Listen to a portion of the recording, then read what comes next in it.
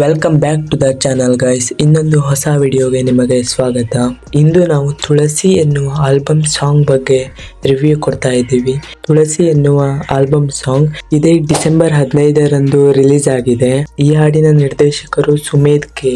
ಈ ತುಳಸಿ ಎನ್ನುವ ಹಾಡು ಸುಮಾರು 3 ನಿಮಿಷ 33 ಸೆಕೆಂಡುಗಳ ಕಾಲ ಇವೆ. ಇದು ಕನ್ನಡದ ಒಂದು ಮಧುರ ಮತ್ತು ಭಕ್ತಿ ಭಾವದಿಂದ ಕೂಡಿದ ಹಾಡಾಗಿದೆ. ಈ ಹಾಡಿನ ಮ್ಯೂಸಿಕ್ ವಿಡಿಯೋದಲ್ಲಿ ಅಕ್ಷನ್ ಎಸ್, ಕೃಷ್ಣ ಪೂಜಾರಿ, ಪ್ರಾಣವಿ ಅಕ್ಷಯ್ ಜೆ ಮತ್ತು ಸುಷ್ಮಿತಾ ಭಟ್ ಮುಂತಾದ ಯುವ ಕಲಾವಿದರು ಅಭಿನಯಿಸಿದ್ದಾರೆ.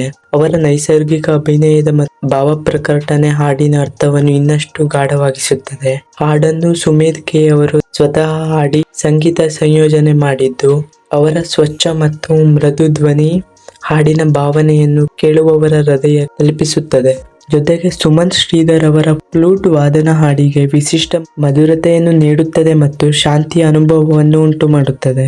ಈ ಹಾಡಿನಲ್ಲಿ ಪುರಂದರದಾಸರ ಕಾವ್ಯ ಪರಂಪರೆಯ ಸ್ಫೂರ್ತಿ ಕಂಡುಬರುತ್ತದೆ. ಹಾಡನ್ನು ಸಿನಿಮ್ಯಾಟಿಕ್ ರೂಪದಲ್ಲಿ ತುಂಬಾ ಉತ್ತಮವಾಗಿ ನಿರ್ದೇಶಿಸಿದ್ದಾರೆ. ಆದರೆ ಯೂಟ್ಯೂಬ್ ನಲ್ಲಿ ಇದಕ್ಕೆ ಬಂದ ವ್ಯೂಸ್ ಕಡಿಮೆಯಾಗಿದೆ.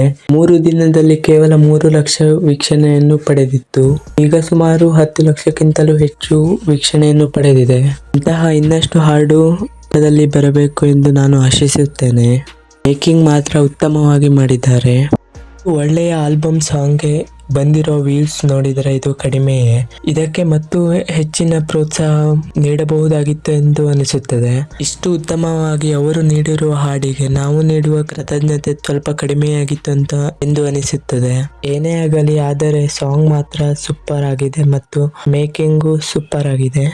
ಹಾಗೆ ಇನ್ನೊಂದು ವಿಡಿಯೋ ಜೊತೆಗೆ ಬರ್ತೀನಿ. ಟಾಟಾ, ಬಾಯ್ ಬಾಯ್.